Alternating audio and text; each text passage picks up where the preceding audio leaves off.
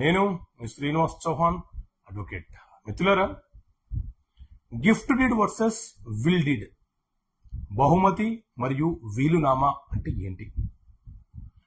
బహుమతి అనంటే ఏదైనా ఒక ఆస్తి మీద మనకు పరిపూర్ణమైనటువంటి హక్కులు ఉంటే ఆ ఆస్తి మనము ఇష్టపూర్వకంగా మనకు నచ్చిన వ్యక్తికి బహుమతి ఇవ్వవచ్చు.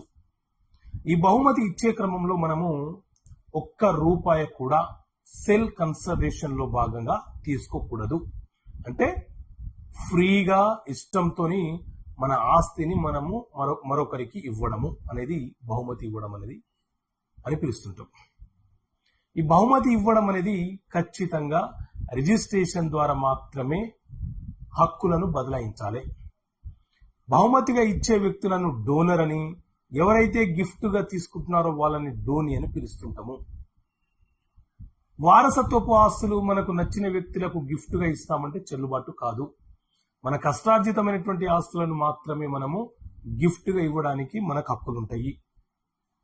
రిజిస్ట్రేషన్ చేయలేని గిఫ్ట్లు చెల్లుబాట్లు కావు.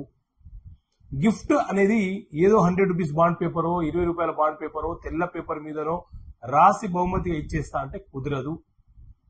దానికి చట్టబద్ధత ఉండదు. గిఫ్ట్ రద్దుపరచాలంటే 3 సంవత్సరాల లోపే రద్దుపరచుకోవాలి. ఏ సందర్భంలో రద్దుపరచడానికి అవకాశం ఉంటుంది అనంటే, ఎవరైనా భయపెట్టి బెదిరించి బలవంతంగా మన ఆస్తులను బహుమతిగా తీసుకుంటే వాటిని రద్దుపరచమని మనం 3 సంవత్సరాల లోపు suit for cancellation of gift deed అనే ఒక సూటు మనము సివిల్ కోర్టులో వేసుకోవచ్చు. వృద్ధులైన తల్లిదండ్రుల వద్ద నుంచి ఆస్తులను గిఫ్ట్ రూపంలో వారసులు తీసుకుని వాళ్ళని చూడకపోతే ఆ వృద్ధులైన తల్లిదండ్రులు సీనియర్ సిటిజన్షిప్ యాక్ట్ ప్రకారంగా ఆర్డీఓ గారి వద్ద కంప్లైంట్ ఇచ్చి ఆ గిఫ్ట్ డీడ్ ని రద్దుపరచుకునే అవకాశం వాళ్ళకు ఉంటుంది. ఇది గిఫ్ట్ డీడ్.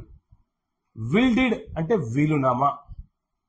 ఏ ఆస్తి మీదైనా మనకు పరిపూర్ణంగా హక్కులు ఉంటే మన తదనంతరం ఆ ఆస్తి ఎవరికి చెందాలో రాసే ఒక డాక్యుమెంటుని విల్ డీడ్, వీలునామా అని పిలుస్తుంటాము. ఈ వీలునామా అనేది ఖచ్చితంగా రిజిస్ట్రేషన్ అయి ఉండాలన్న నిబంధన ఏమీ లేదు. కాకపోతే వారసులలో ఏ ఒక్క వారసుడు ఆరోపిస్తే ఇది ఫోర్జరీ డాక్యుమెంట్ అని ఆరోపించే అవకాశం వస్తుంది. కాబట్టి రిజిస్టర్డ్ వీలునామాకి చట్టబద్ధత ఎక్కువగా ఉంటుంది. ఎలాంటి ఆరోపణలు, అలిగేషన్స్ లేకపోతే అన్రిజిస్టర్డ్ వీలునామా అయినా చెల్లుబాటు అవుతుంది. కానీ చట్ట ప్రకారంగా ఏ వీలునామా అయినా సరే చెల్లుబాటు కావాల్సిందే. వీలునామా ఎవరికైతే రాశారో వారికే ఆ ఆస్తుల మీద హక్కులు ఆ వ్యక్తి మరణించిన తర్వాత సంక్రమిస్తాయి. అంటే వీలునామా అంటేనే ఎవరైతే